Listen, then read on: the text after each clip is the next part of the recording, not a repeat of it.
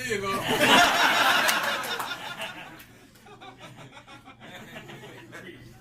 It's 2:30. It's 2:30 here. Hey, there's my buddy right there. This is how I make it through the rest of the day. This is a Southern style tequila shot. So good to see you, Richard. So good to see you. This is so good to see you all. Usually I don't get to see everybody, so this is so nice. Yeah. Thanks for inviting me in this afternoon. Pleasure, Richard. Or late this. Krishna, you want to just pan in and show everybody to Richard? A lot of people Hello, here. love it. Thank you all. 90 people listening to you, Richard. 99 riders. This is fantastic. Speaking of the night riders, are the night riders leading radar in the number of total deals right now? Yes, by 15 deals. Yeah? 15 deals, yeah, I they're know. leading by 15. What was that? They're leading by 15 deals. Yeah, that was kind of rhetorical. I just wanted to hear everybody yell and scream that they were ahead of beating the. Are you guys leading? Yes! And you guys work like what? Champions! Do your slogan so Richard can hear you. We work as One team! we win as One team! who are we? Champions! Who are we? Champions! Who are we? Champions! Laddu, Manade! Kappu, Manade! Laddu, Manade! Kappu. Manade! You say Manadu and then Ku.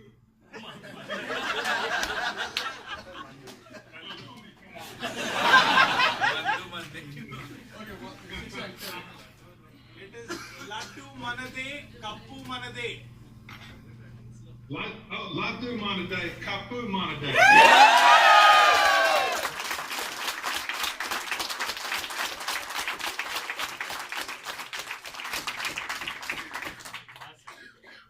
Oh man, this is great. Well, listen, everybody. I know I don't take for granted how hard everybody has been working. I've been hearing about the extraordinary amount of hours and days you all been working. The motivation, the perseverance is phenomenal, and I can't thank you enough. It means so much to us. And it looks like it's paying off. Look at the results. Finishing the year off right now, we've got, close to 120 people on right now between offshore delivery and the night riders. Yeah. I mean, this is fantastic. I mean, we're hitting new heights that we haven't seen before. I know there's more to come. Every time we need a solution, the first words that come out of my mouth are, "What about the night riders?" So the success y'all had is amazing, and we all appreciate it. Y'all are such a big part of all this, and we couldn't do it without you. So thank you so much. So what I really like are, I'm trying to understand the contest itself, the Conquest and Dynasties. So kind of give me a rundown of how you came about with that theme. Explain the contest, yeah. Get closer to the camera, right? Hello, Chief. I love the artwork, Bob. Yeah, sure. So this is about the yearly contest in Team India. We are in the final phase of the contest. It is about the growth about how many deals we made last month, and we have to grow this month. Well, run through the whole contest. What is the first phase? So the first phase was between a division itself, like ODC compete against a CAT team. We made 2 teams in engineering, then Habib won it. Then he acquired the other team. Then we compete against the other RT team on the floor for the second round of the contest. Alright, then in that second round, Habib won again. Yeah. Yeah, I think I'll try, Richard. So it's a 3-month contest, Richard. So the first month was various Knight Rider teams competing against themselves to be the jewel of that team. So month of September was like Randstad Engineering was competing with Randstad Engineering, NSO was competing with NSO, RCD was competing against RCD. Likewise on the radar, RT was competing with RT, professionals were competing with professionals, and we identified jewel of Randstad Engineering, jewel of NSO, jewel of RCD, jewel of radar RT, jewel of radar RT, like that. The second month was to identify the best team in the day and the best team in the night. So we had the jewel of radar and the jewel of Knight Riders. So in the first contest, if you're looking at Randstad Engineering, the CAT team won the jewel of Randstad Engineering. Likewise, we had different teams winning different things. And when we went in for the best team for Knight Riders, I'm sure you'll be very pleased with it. Randstad Engineering won the jewel of Knight Riders. Yes. And likewise,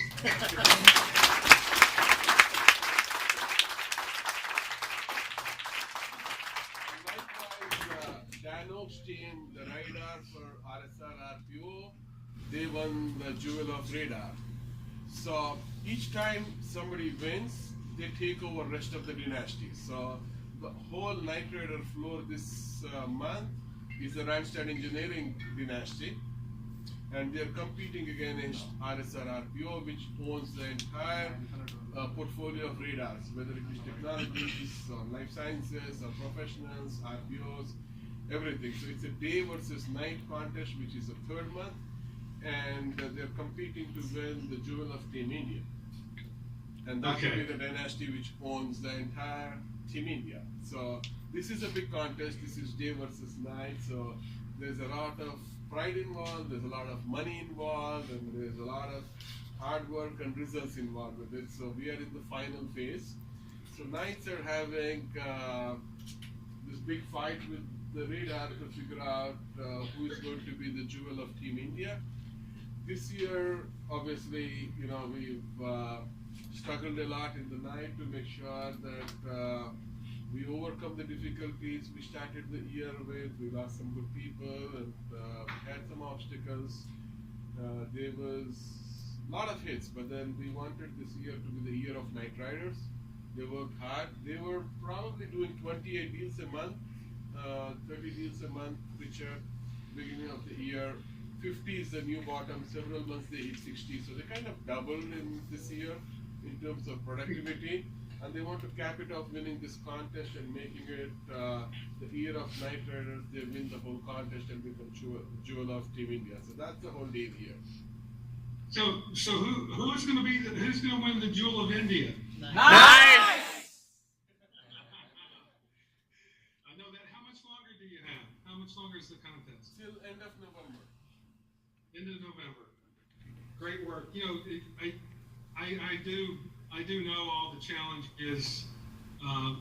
You know, some have been really tougher than others, but the way you all have responded and approached, you know, there's more to life than business, but at the same time, business is what sustains all of us and drives us day in and day out, but our personal relationships are even more valuable.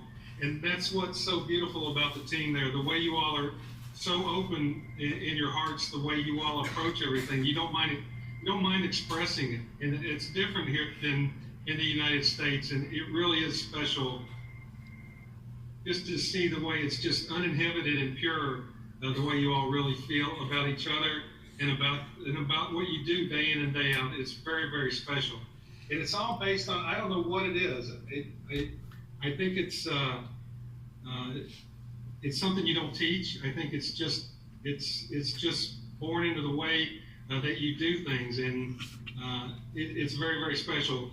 Perseverance. It all centers around that, and then everything comes from that as well. You know, as we all grow up, certain phases of our careers. Now I'm going to sound like the old man telling a story, but be very brief. I promise. This is. The younger employees always go, oh my God, he's going to tell a golden nugget now. So sit back and try not to yawn too much. But underestimate, the things that you all just seem to do naturally, and that persevering each day in and day out. I can remember when I was a young sales guy on the street, what the hell I was doing. I was just making it up as I was going along. But I knew one thing is that I had to do something, and I just had to make the best of it. And I think, just being a little bit fearless and maybe being more dumb than smart, you just do things to just try to make things work.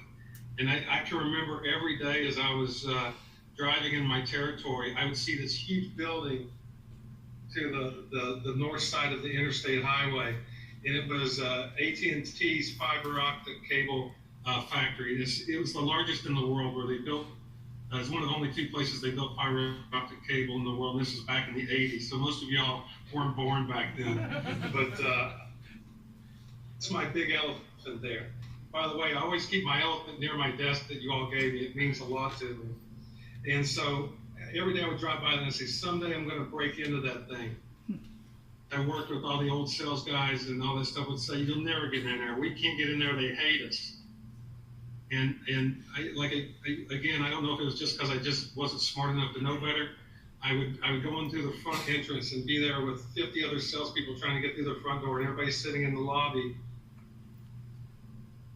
to no avail. And then, I'd come back, 3 weeks later, and everybody said, you're just beating your head against the wall. Then I started going, I'm going to sneak around the back way. And I started driving my car around the back to the security shack. And he'd go, you can't get back there. You don't have an appointment. You just can't go back there. And I go, that's okay. And I'd leave. I'd come back 3 weeks later, and the guy would go, are you back again? You can't come back here. I said, yeah, but you can just give me a name, somebody I could call. He said, well, I can't do it. I'd leave, come back months later. Finally, give me a name. I call the guy. It took me 2 months to get him to call me back. I'm going to make it very short. Anyway, I called this guy. He said, yeah. He said, sounded like a real tough guy from Philadelphia. And he said, yeah, why don't you come? We want to talk to you. And so I went, yeah, see, that's how you do it.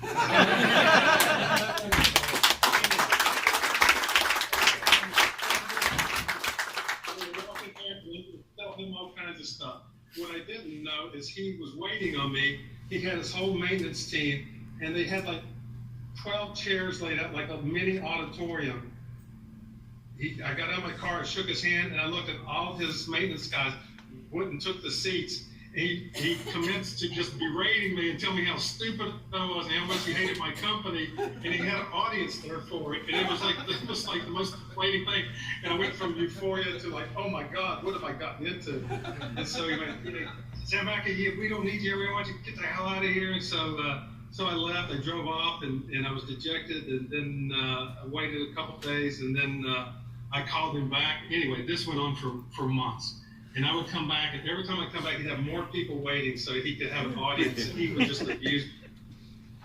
Well, finally, after 3 or 4 months of this, and I don't know why I just kept doing it. I think I just can't even explain it, but it goes back to perseverance. The thing that I see from your team all the time is that he just, after it was over, he and I were standing around talking, and I found out he was in the Korean War back in the 50s, and Master Sergeant, he was a war hero, and I, being a student of history, I knew specifically some of the battles he'd been in, and he kind of lit up, and he said, most kids your age don't know much about that stuff. And so long story short, said goodbye. I went back to the office. It was early December.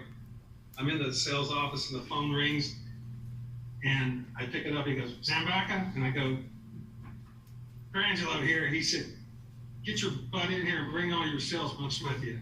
And I got my car, I drove in there, I walked in. He ordered like $30,000 worth of parts from me. And at the end of the day, you're a good kid. He said, you really took a lot of abuse. And he said, I just like your attitude. And he bought everything he could so he wouldn't lose the first budget for the next year. And from that next year on, that was the biggest client our company had.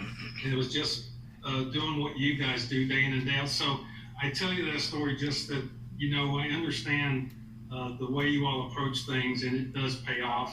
And look what's happening right now. And it just means so much to see the passion and the love and the way you all approach each day. I admire it so much. Can't thank you enough. Thank you.